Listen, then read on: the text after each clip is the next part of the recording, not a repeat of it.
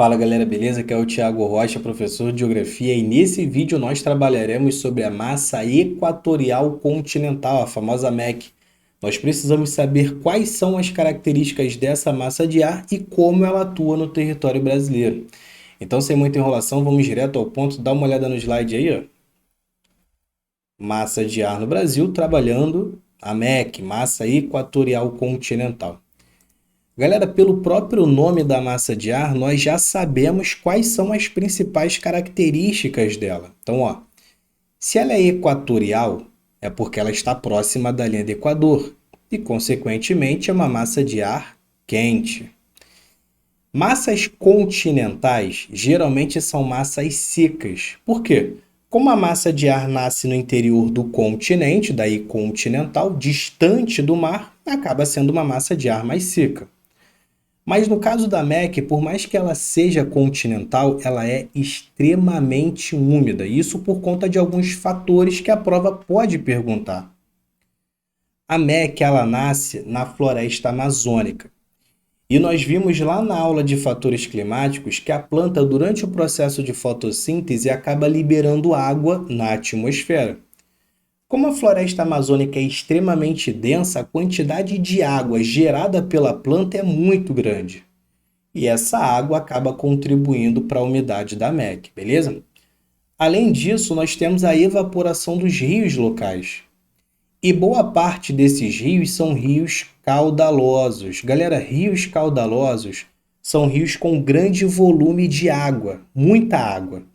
Geralmente esses rios caudalosos são rios largos e extensos. O próprio rio Amazonas é um rio caudaloso.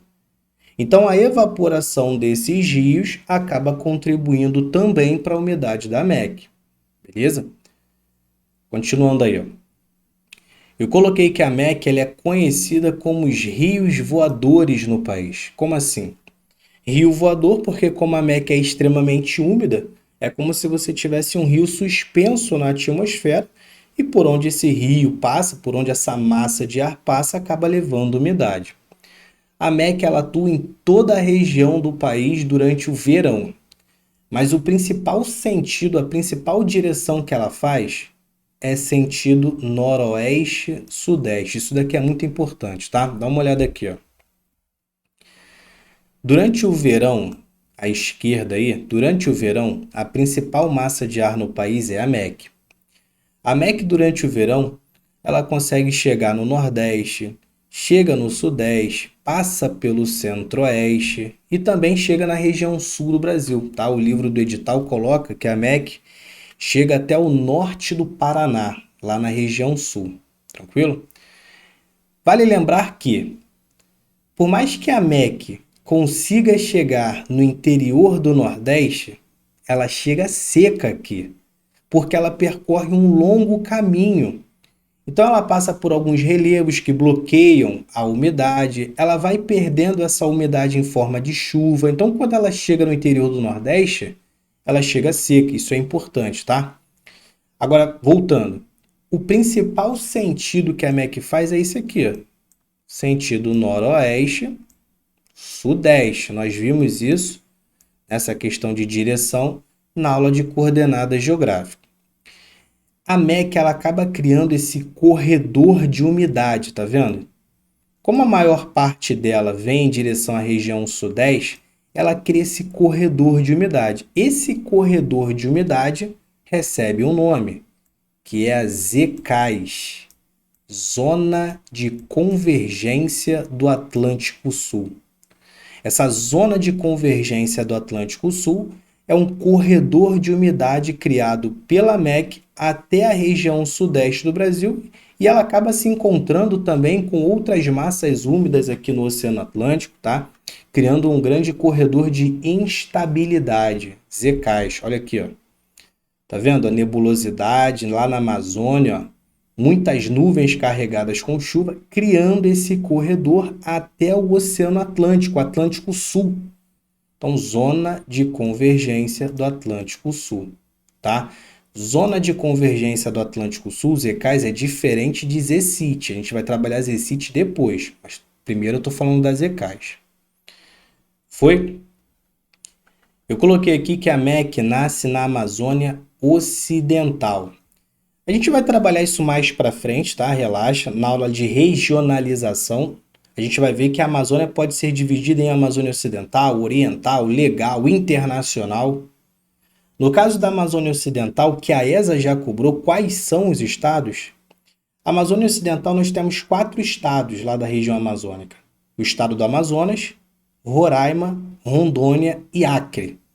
E é justamente nessa região da Amazônia Ocidental, o interiorzão da Amazônia, que a MEC nasce, tá? Toma cuidado porque isso aqui é a cara da ESA botar uma pegadinha, dizendo que a MEC nasce na Amazônia Oriental, é ocidental. Eu coloquei que a MEC leva a umidade para todo o território brasileiro, até a região sul, até o norte do Paraná. Mas isso aqui, ó, durante o verão, que é a principal estação dela. A MEC provoca instabilidade meteorológica, ou seja, chuva, pancadas de chuva. A MEC representa os ventos alísios no Brasil. Galera, olha só. A SpaceX já cobrou sobre os ventos alísios. O Colégio Naval cobrou recentemente, em 2021, tá? Então, eu recomendo ficar bastante atento nisso daí, porque agora a ESA pode cobrar. O que são esses ventos alísios? Dá uma olhada aqui, ó. Existem alguns ventos que cruzam países, cruzam regiões, continentes, e esses ventos eles partem dos trópicos, tá vendo? Pelas setas dá para vocês perceberem. Vento partindo dos trópicos em direção à linha do Equador, tanto no hemisfério sul quanto no hemisfério norte. No hemisfério norte, nós temos esses ventos saindo do Trópico de Câncer em direção à linha do Equador, e no hemisfério sul, ventos saindo do Trópico de Capricórnio. Beleza? Então, quando você tem esse enorme vento saindo dos trópicos em direção à linha do Equador, esses ventos nós chamamos de ventos alísios. Ou a prova da ESA pode definir também ventos alísios como ventos de alta latitude, saindo dos trópicos, ó, de alta latitude para baixa latitude, já que eles estão indo em direção à linha do Equador, grau zero, baixa latitude, de alta para baixa. Ou, para fechar, a ESA pode falar também que os ventos alísios são ventos de alta pressão para baixa pressão. Como assim? Em regiões mais frias, aqui ó, no Trópico de Capricórnio, essa região tem uma temperatura menor do que na linha do Equador, correto? Nós já vimos isso. Nas regiões mais frias, o ar frio ele é mais pesado, o ar frio ele é mais denso. Então, como ele é mais pesado, o ar frio desce e pressiona mais a superfície. Por isso nós falamos que o ar frio tem maior pressão. Já o ar quente, como ele é leve, menos denso, o ar quente sobe. Como o ar quente sobe, ele pressiona menos a superfície, por isso nós falamos que o ar quente tem menor pressão. A prova pode falar que os ventos alísios são ventos que partem de alta pressão, porque está sendo de uma região mais fria do que a linha do Equador, para baixa pressão, beleza? Então, para fechar, a ESA pode definir ventos alísios de 3 formas. Ventos de alta latitude para baixa latitude, ventos de alta pressão para baixa pressão, ou ventos dos trópicos para a linha do Equador. Existem também os ventos contralísios, mas aí já é para uma outra situação. Foca nesses ventos alísios, tá? Então, em relação aos ventos alísios, eu recomendo vocês lembrarem de 3 massas de ar. E por que eu recomendo isso? Porque está no livro do edital, o livro do Magnoli trabalha isso. 3 massas de ar associadas a esses ventos alísios. É meio decoreba isso, mas olha só. A MEC, nós falamos que ela representa os ventos alísios porque a MEC nasce no encontro desses ventos. Se vocês repararem, os ventos estão indo para a linha do Equador e é justamente onde a MEC nasce. Por isso nós falamos que ela representa os ventos alísios no Brasil. Outra coisa, essa região aqui, ó, de encontro dos ventos alísios, essa região que fica próxima da linha do Equador, tá vendo que cria um corredor? de encontro desses ventos, esse corredor, tá vendo? Esse corredor na linha do Equador de encontro dos ventos alísios recebe um nome. É a ZCIT, Zona de Convergência Intertropical. Porque olha só, essa área aqui ó, é uma zona, tá vendo? É uma área de convergência, ou seja, de encontro dos ventos alísios intertropical, ou seja, entre os trópicos. Essa área, essa zona de convergência dos ventos alísios fica entre o Trópico de Câncer e o Trópico de Capricórnio, ZCIT. E é na ZCIT que a MEC nasce. Essa região é até uma região úmida. Parte da evaporação do mar, do oceano, vem para essa região da linha do Equador carregado pelos ventos alísios. É uma região úmida e que também contribui para a umidade da MEC, tá? Se a prova falar que a ZCIT também contribui para essa umidade da MEC, para os rios voadores, correto. Então, beleza, MEC representa os ventos alísios. MEA, massa equatorial atlântica.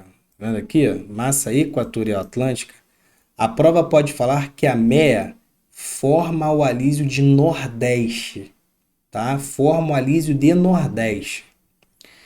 E a MTA, massa tropical atlântica, forma o alísio de Sudeste.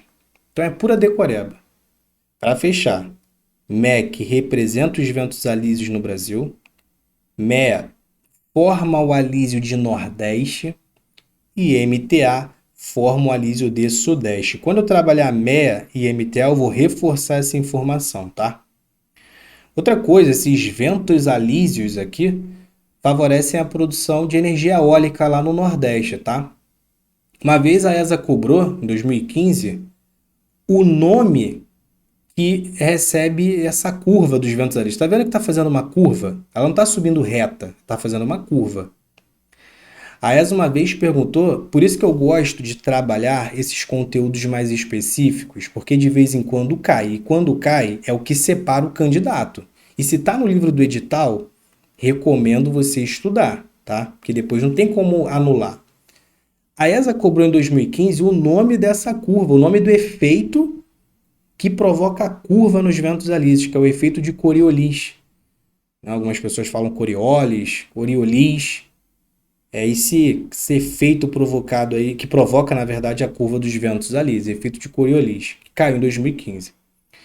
Mas já tem bastante informação para não embolar a sua cabeça. Vamos voltar aqui. E qualquer dúvida, volta o vídeo. Não deixa essa informação passar batida. Eu coloquei aqui ó, que a MEC provoca chuva convectiva no verão. Galera, chuva convectiva é a mesma coisa que chuva de verão, tá? Muda o nome, mas é a mesma chuva. Chuva convectiva ou chuva de verão é formada pela evaporação dos rios, a evapotranspiração da vegetação. Todo esse vapor que sai do rio, da vegetação, acaba acumulando na atmosfera e passa por um processo de condensação, de resfriamento. Depois essa condensação cai em forma de chuva, formando a chuva convectiva, chuva de verão. É muito comum em ambientes quentes, onde o processo de evaporação dos rios, da vegetação, é um processo intenso. Daí chuva de verão. Ambientes mais quentes. Clima equatorial tem bastante chuva convectiva, climas tropicais, tá? Então, em ambientes quentes. Geralmente, essa chuva convectiva ela é forte e passageira, é aquele pancadão de chuva de meia hora e depois para, forte e passageira.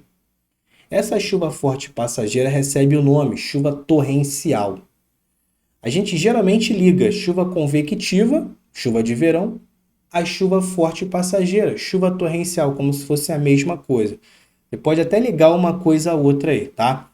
Tem que lembrar que a chuva convectiva é como ela se forma a partir da evaporação e essa chuva é rápida e passageira, chuvas torrenciais. Voltando aqui, ó, para fechar. Eu coloquei que no inverno a MEC ela se retrai por conta da MP, ela fica retraída, limitada durante o inverno. Olha aqui, ó.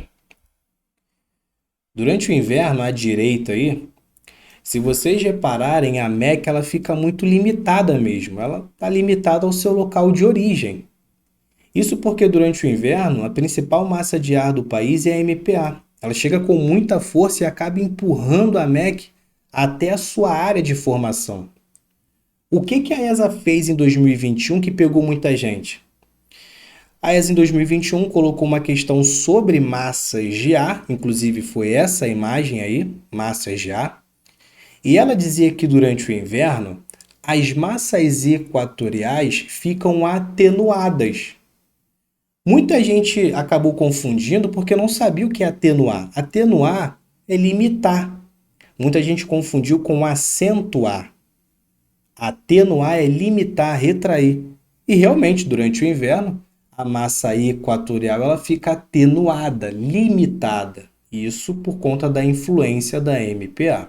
Beleza? Bom, vou ficando por aqui. Trabalhamos bastante sobre a MEC, bastante informação. Peço que se você ainda não é inscrito no canal, inscreva-se, vai me ajudar bastante. Dá uma curtida no vídeo aí e compartilha para algum amigo seu que está estudando. Vou ficando por aqui, até a próxima aula. Beijos, abraços, fui!